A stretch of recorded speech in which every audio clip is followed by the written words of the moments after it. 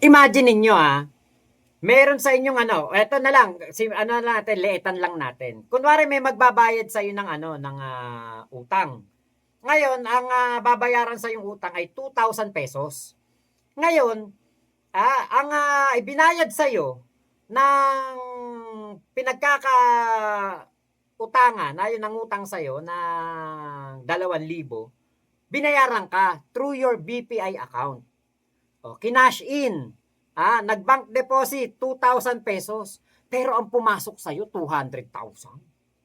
Sarap nun. Di ba? 200,000. Naku, wala nang balikan tsak yan. Bahala kayo sa buhay nyo. Kasalanan nyo na yan.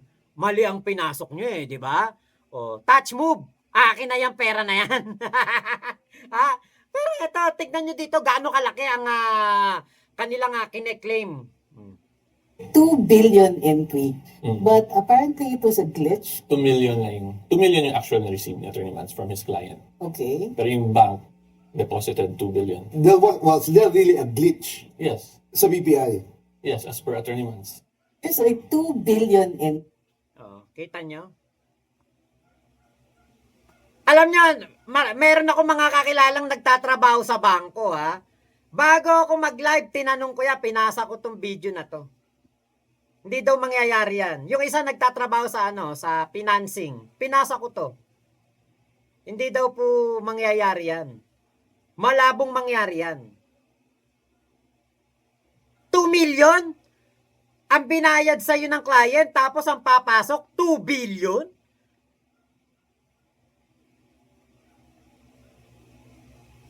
Diba? Kung totoo yan, bakit hindi nyo ni-report? Napakasimple lang yan. Magpa-press con ka. Oy, pa-press con ako kasi ang BPI, may nagbayad sa akin ng 2 milyon. Ang pumasok, 2 billion. Baka gawa to ng aking mga kalaban, mga kalaban sa politika ng aking asawa na si Sara Duterte. Pero wala Diba? Mas pinili nilang manahimik. Bakit? Wala naman talagang ganun. Malaking kaululan yun. Malaking katarantaduhan yun. 2 million? Magkakaglitch, biglang papasok ng 2 billion? Tapos hindi malalaman ng BPI?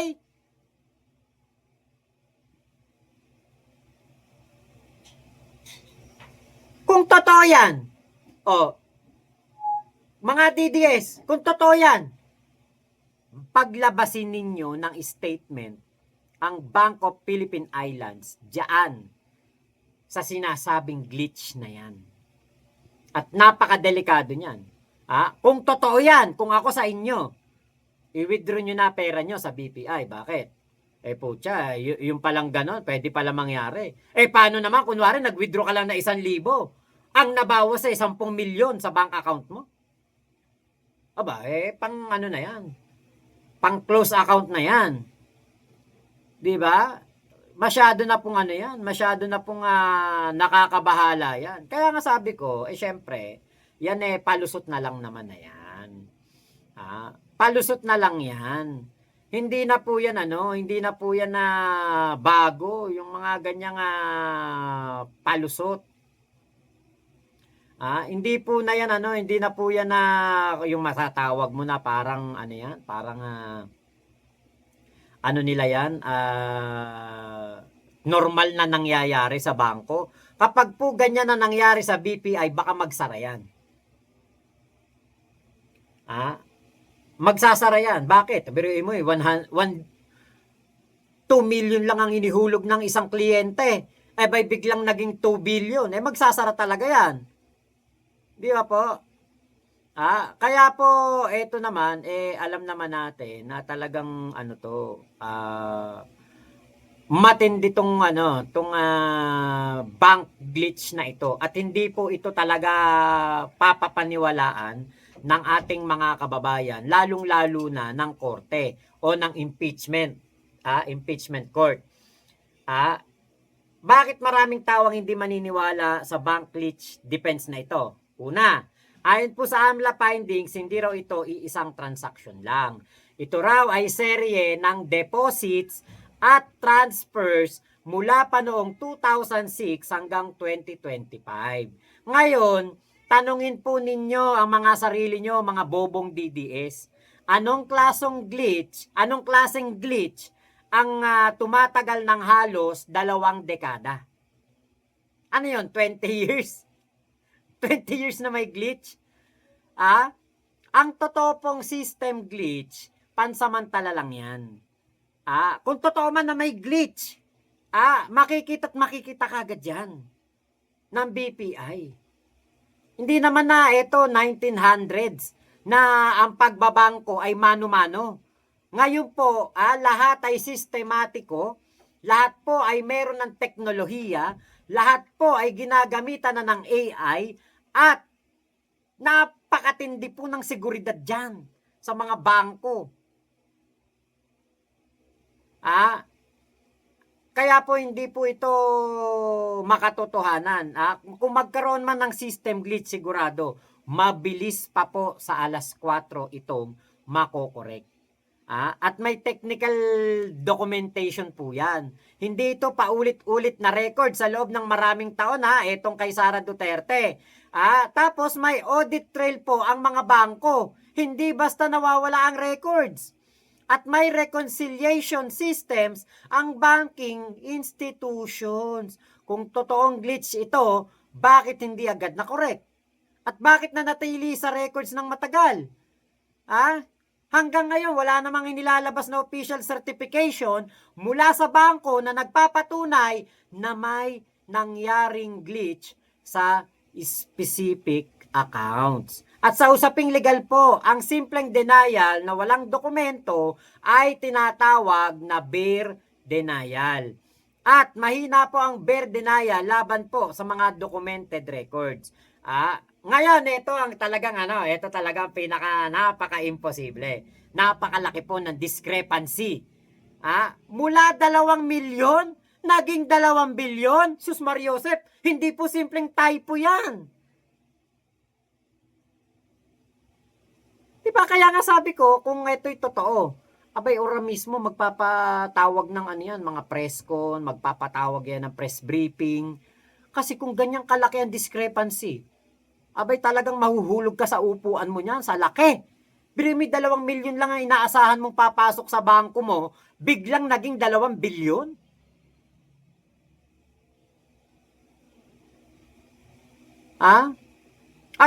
Ito talaga, tapatan kung sa akin nangyari yan. Abay putya, bibili ko na kagad yan ng electric na car, Tesla. 4.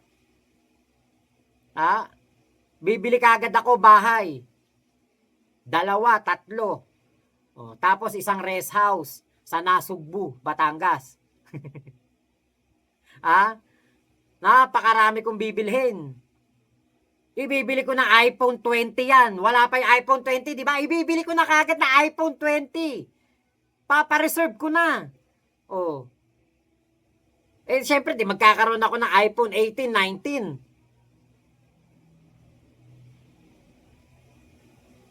19. Mag-around the world na rin ako niyan. Kaya po hindi po ito basta ordinaryong encoding error lamang. Kahit sino pong financial expert mapapaisip talaga. Kahit nga lang yung kumpare kong kumpare kong gwardiya sa bangko Tsak na pag tinanong ko to, pinakita ko tong video na ito, malaking katarantaduhan yan.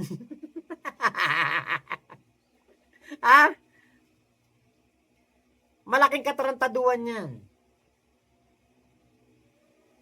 Diba kaya nga may mga sa mga, kasi ngayon, diba katulad niyan, may nag-chat sa, dito pala sa isa ko cellphone. May nag-chat sa sa Metrobank. Sa sa May 9 at 10, sila daw ay may maintenance. Kaya may mga maintenance ang mga bangko. Kasi nga po, dahil diyan sa mga kung sakali na may mga kamalian, may mga problema, may mga nangyaring pagkakamali sa kanilang sistema, kanilang isasaayos. Tapos yan, ang palusot nila, may 2 billion pero glitch lang ng bangko, putya. Magsasara talaga bangko niyan. Malaking lugi nila, biro mo 2 billion pesos yan. Connie Servidad, magkano ang bayad sa gaya mo po? 125 million po in less than 24 hours po. Ayan. Si Benson Quinto, sabi niya, ang tatay daw niya si Boy Uhog. Okay. Tatay mo pala si Boy Uhog. Tapos si DJ Renz Glipa, ang sabi niya, I hate you, Tatay Diggs. Marami nang galit kay Digong. Marami na talaga nagagalit kay Digong. Pigilan niyo po yung inyong damdamin kasi talo rin kayo kasi wala naman kayong mapapala dyan kay Digong Wala kayong mapapala dyan kay Digong. Kaya kung galit kayo kay Digong, ano nyo na lang po, ano nyo na lang yung pagngingit-ngit nyo.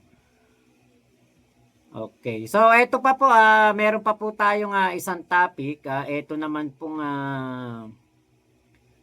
patungkol dito kay Sara Duterte. Naku po, talagang itong ating BP ay napakatindi ng nito, ng kapal ng mukha talaga. Ngayon lang ako nakakita ng ganyang BP na ang kapal ng mukha. Ganun, Ang kapal ng mukha, ni Sara Duterte. Masyadong, may may lakas amat, parang ganun yung datingan nitong si Sara Duterte.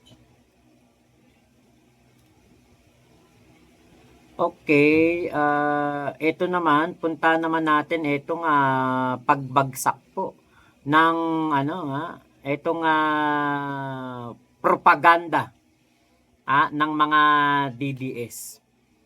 Ayan, ito, next topic natin.